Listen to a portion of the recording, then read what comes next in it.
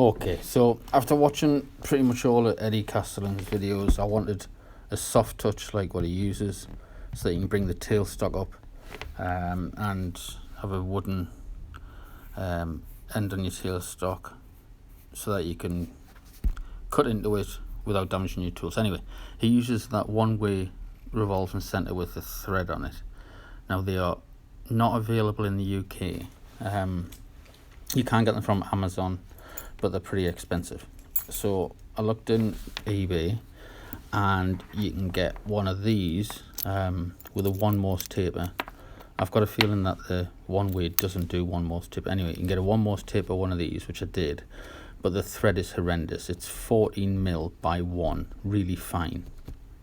Anyway, got some round aluminium bar because I wanted a point on the revolving centre. I also got some nuts at the same thread, so 14 by 1, but it's really hard, or at least I found it really hard to find 14 by 1. I've got a 14 by 1 tap as well for various bits and pieces. Anyway, this is a finished bit. So there's the aluminium centre. I drilled out the centre of the live centre, if you know what I mean, put in the aluminium, and then turned it down to a point. There's one of the wooden attachments with the bolt in the the nut in the bottom.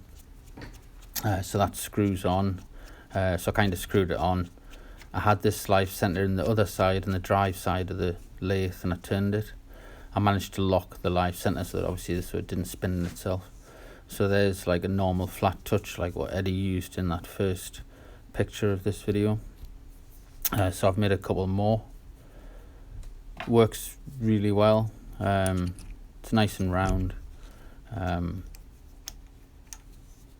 it, it can push up against another piece. And if you're finishing off the bottom of a bowl or something like that, you can bring your chisel straight up to that. If you hit it, so what? It's wood. So I'm just unscrewing this, with one hand. So I've made a couple of other shapes. That one is dished out, so that's concave. So obviously that would press up against something which is convex quite nicely. And you don't really need, to push up against the piece really hard. But what I do with all of these, I kind of burnish the wood. Now here's like a large cone. I think on Eddie's OneWay, he's got a reversible aluminium cone. I do have a larger diameter bit of aluminium to turn, but it's going to be quite hard to turn by hand, so I've just made this one out of wood. So yeah, to burnish it, I just get another bit of wood, and while it's spinning, I just press that loose bit of wood up against it really hard. It creates a bit of heat, but what it seems to do is seems to harden the surface of the wood. Anyway, so there's the larger cone going on, and you could make any size really. It's just going to press up against your job, keep it in place, keep things safe, so you can turn between centres as much as possible. When they screw on, they seem not to be true, but when I tighten it up to where it was when I turned it, it sorts itself out. I was struggling to tighten this one up one-handed. Anyway, so there it is, tightened up, spins lovely and true, and you can press that up against the job. It's all worked out. It took ages to do this. I tried loads of different ways of getting a 14 by 1 thread, but it's absolutely impossible. Well, not impossible, I managed, but some of them are from abroad. It's a nightmare. Okay, so here's just some stills. See how it all lines up perfectly.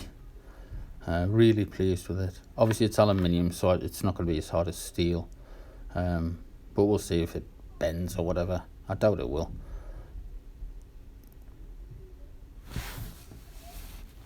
It's all pretty good, but if you can get one, if you want one, try not to get 14 by 1 thread. It's ridiculously hard to find any products that are compatible. Thanks.